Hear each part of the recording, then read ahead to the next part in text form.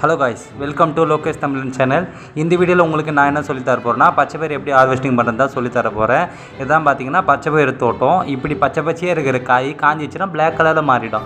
ஆமாம், இப்போ காமிக்கிறேன் பாருங்கள். இதுதான் பச்சைப்பயிறு காய். இதில் உள்ளதான் அந்த பச்சை கலர் முத்து இருக்கும். இப்போ நசுக்கி காமிக்கிறேன் பாருங்கள் உங்களுக்கு.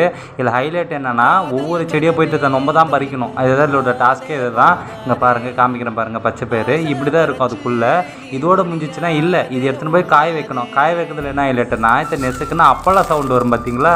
இப்போ வந்தது பாருங்கள், அந்த அளவுக்கு இதை காய வைக்கணும். அது மட்டும் இல்லாமல் இதை காய வச்சுட்டு இது கூட இசை கச்சேரிலாம் நடத்துவோம் நாங்கள்.